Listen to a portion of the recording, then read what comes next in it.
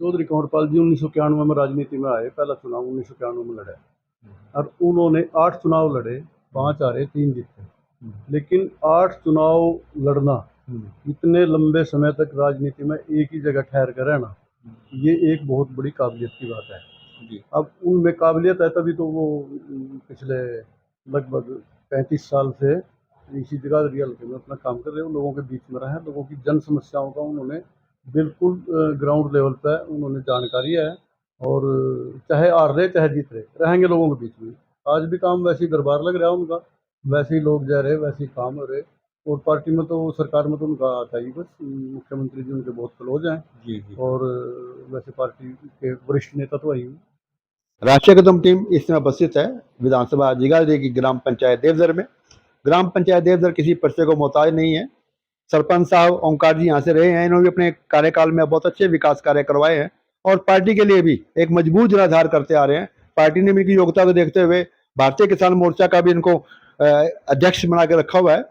तो आज वर्तमान मुद्दों को लेकर चर्चा करते हैं कि इस समय भारतीय जनता पार्टी 15 अगस्त के पर्व के अवसर पर घर घर झंडा, घर घर तिरंगा एक महोत्सव के रूप में मना रही है। उसको लेकर किस प्रकार की योजना है, किस प्रकार अपनी बात रखेंगे हमारे बड़े भाई चौधरी ओंकार सिंह गुज्जर, पूर्व सरपंच ग्राम पंचायत देवधर।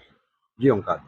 आप के चैनल के सभी दर्शकों को मेरा नमस्कार जी सर। और आपका बहुत बहुत स्वागत है। जी जी आदेश करो। पार्टी हाईकमान ने घर घर तिरंगा आह्वान किया है, उसको लेकर किस प्रकार संदेश देना चाहेंगे आप? सन 2014 में भारतीय जनता पार्टी की सरकार देश में बनी जी। और उसी टाइम हरियाणा में भी भारतीय जनता पार्टी की सरकार बनी और तब से ही ये राष्ट्रवादी पार्टी है भारतीय जनता पार्टी, तब से ही हमारे देश में प्रदेश में 15 अगस्त के मौके पर उससे एक सप्ताह पहले पहले तिरंगा यात्राएं हर एक शहर में, हर एक गांव में और हर घर तिरंगा लगाने का अभियान पार्टी की तरफ से हर साल होता है। इस साल भी होगा, अभी उसकी तैयारियां चल रही। आज 6 बजे मंत्री जी चौधरी कंवरपाल जी प्रताप नगर में इसी विषय पर मीटिंग भी लेंगे और अगली कार्रवाई जैसे भी वो आदेश कराएंगे उनकी पालना की जाएगी। ओंकार जी, पार्टी हाईकमान समय समय पर अपने संगठन को नया रथ संचार करने के लिए योग्य कार्यकर्ताओं को पद देकर उनको सम्मानित करता है। गत दिवस ही पार्टी हाईकमान ने जिला स्तर पर योग्य जो हमारे साथी हैं उनको मान सम्मान दिया है। आप भी उस श्रेणी शामिल हैं ओंकार जी। आपको पार्टी ने क्या पद अहदा दिया है इस नए संगठन में सर? जिला कार्यकारिणी का सदस्य बनाया जी। इस बार और अभी और भी गठन होगा पार्टी का, जैसा भी होगा जो भी जिम्मेवारी मिलेगी उसमें। उसके लिए पार्टी हाईकमान का धन्यवाद करना हाँ चाहेंगे आप? बिल्कुल, बहुत बहुत धन्यवाद पार्टी हमारे हाईकमान का और अपने मंत्री जी का मंत्री जी और का। अपने जिलाध्यक्ष हैं जो राजेश जी सप्रा, जी। उनका सबका बहुत बहुत धन्यवाद। चुनाव परिणाम घोषित हो चुके हैं जगाधरी के। कांग्रेस के विधायक बन चुके हैं, लेकिन चौधरी कंवरपाल जी पहले की तरह आज भी जनता के बीच में हैं।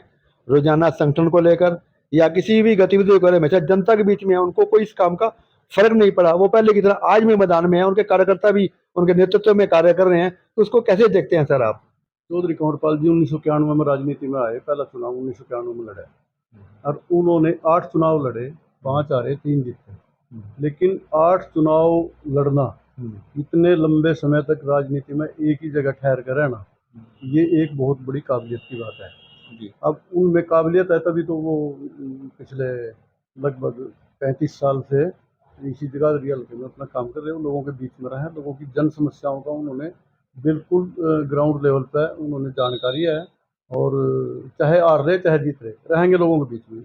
आज भी काम वैसे ही दरबार लग रहा है उनका, वैसे ही लोग जा रहे, वैसे ही काम हो रहे और पार्टी में तो सरकार में तो उनका आता ही बस, मुख्यमंत्री जी उनके बहुत क्लोज हैं जी जी। और वैसे पार्टी के वरिष्ठ नेता तो वही हैं। ओंकार जी, आप जमीन से जुड़े कार्यकर्ता हो, हर चुनावी अभियान में आप अपना योगदान देते हो। इस बार विधानसभा चुनाव में ऐसी कौन सी साजिश थी, ऐसा क्या घटना घटा कि भाजपा को यहाँ उम्मीद मुताबिक जीत नहीं मिल पाई? देखिए वोट तो बहुत भारतीय जनता पार्टी ने बहुत मिली जी लेकिन जीत नहीं सके, जीत हार का एक चलता रहा है ये तो बात। दूसरी पार्टियां सारी एक जगह इकट्ठी होगी। जी। अब यहाँ बीएसपी की हमेशा 35-40 हज़ार वोट से कभी कम नहीं पड़ी, बिल्कुल बिल्कुल। इस बार 6 हज़ार वोट पड़ी। तो एक बस विपक्ष एकजुट हो गया था ना जी, तो इसीलिए आ रहा है, हमारी वोट कम नहीं पड़ी है। 60,000 वोट बहुत हो, 60,500 वोट पड़ी बहुत हो, 60,000 वोट। लेकिन ये तो हार जीत है, बस ये तो होगी, कोई बात नहीं। ये पहले भी हम 200 300 वोटों से कई बार आ रहे। 1996 के चुनाव हम 300 सवा 300 वोटों पर आ रहे थे। तो पहले भी ये तो चलता रहा, हार जीत का तो सिलसिला चलता रहा। लेकिन मार्केट में राजनीति में ठहरना एक बहुत अलग बात है। जो गुण कंवरपाल जी में है, वो उन्हीं की वजह से वो आज ठहर रहे, अब राजनीति में झुके हुए हैं। ओंकार जी, कुछ लोगों का ये भी कहना है कि उस समय प्रदेश में हुड्डा साहब की लहर की संभावना थी, भी सरकार हुड्डा की बनने वाली है, इस कारण भी ये भी एक कारण है। ये भी एक लॉजिक रहा है ये उस भी समय। एक कारण रहा। एक प्रचार था वैसे ही झूठा। जी हमें तो पता था अभी सरकार बीजेपी की बनेगी, जी लेकिन एक झूठा प्रचार था भी कांग्रेस की सरकार आएगी आएगी आएगी। कुछ लोग जो हो 2-4% वो थोड़े दाएं बाएं हो जाए, उसका भी इफेक्ट पड़ा। वो भी माननी पड़ेगी बात। वो एक मैसेज था अभी कांग्रेस की सरकार बनेगी, और उसका 2-4% को असर पड़ा ही है। ओंकार जी, हमें दोनों पक्ष देखने पड़ते हैं। अब बात हुई थी आपके भाजपा की, अब बात करते हैं जनता की। आप तो खुद सरपंच रहे हो और बड़ा अच्छा विकास कार्य करवाया। आज जब से ये सरकार बनी है तब से आज तक पंचायतों को पास विकास कार्यों के लिए सर कोई फंड नहीं आ पा रहा। नहीं नहीं नहीं, आपको गलत फहमी है। जी फंड, पता क्या चक्कर है, पहले नेता पैसे देख रहे थे इंडिविजुअल, भाई इस यहाँ से गली यहाँ तक, यहाँ से यहाँ तक, वो इंडिविजुअल फंड मिला था, वो पंचायत को वहीं लगाना पड़ा था। अब पॉपुलेशन के हिसाब से पैसे आ रहे, और बहुत बहुत भारी फंड आ रहा। आप मेरे गांव में ही पता कर लो, बहुत फंड आ रहा जी। मैं कहूँ बस जितनी जरूरत है उससे भी ज़्यादा ही फंड है हमारे गांव में। एक दिन भी उस दिन के सरपंच साहब बने, सरपंच हालांकि कांग्रेस पार्टी से बिलोंग कराए वो, लेकिन उनसे पूछ लो जाएगा, उस दिन के सरपंच बने आज अलग, उनके मिस्त्री की करनी रुकी नहीं है। तो वो पैसों से ही तो हो रहा है वो काम। ओंकार जी, देखो, जब सत्ता में नहीं होती पार्टी तो कार्यकर्ताओं में निराशा उदासी आ जाती है, लेकिन आपके कार्यकर्ताओं को देखता हूँ मैं रोजाना कोई ना कोई संगठन की मीटिंग में। अभी पीछे जिला स्तर की मीटिंग हुई, सारे वहां पर उपस्थित थे, कोई किसी प्रकार की मतलब निराशा नहीं देखी गई। तो ये कार्यकर्ताओं में जोश है आज भी, क्या ये आपकी प्रदेश में सरकार है उसको लेकर है?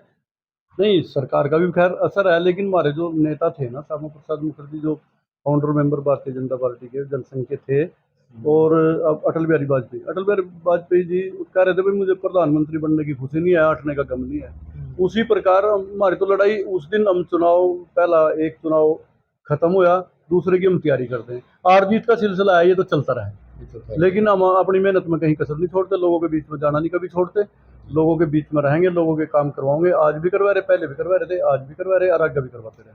मैं कल ऐसे ही हमारे नेताजी चौधरी कंवरपाल जी पहले भी लोगों के बीच में रहे थे, आज भी बीच में, और आगे बीच में रहे। मोदी जी कहते हैं कि हम इस साल तक हिंदू राष्ट्र घोषित कर देंगे, बना लेंगे, यह प्रयास जारी है। 20 साल का टारगेट उन्होंने रखा है, तो निश्चित तौर 20 साल तो भाजपा रहेगी रहेगी। नहीं नहीं नहीं, आपने वो हिंदू राष्ट्र नहीं कहा, उन्होंने कहा विकसित राष्ट्र। अच्छा, विकसित राष्ट्र बनावांगे 2047 तक, और उसी दिशा में चल रहा देश। विकसित अभी विकासशील है और विकसित हो जाएगा, हमें पूरी उम्मीद है। देखो कहाँ से कहाँ चला गया देश, विश्व गुरु बन गया। अब योग की बात लगा लो, 197 देशों में, तो 177 देशों ने समर्थन करा, तो फिर तो विश्व गुरु बन लिया। विश्व गुरु बना, जब मेरी कोई बात पूरे दुनिया मान रही, तो बस विश्व गुरु तो फिर ही।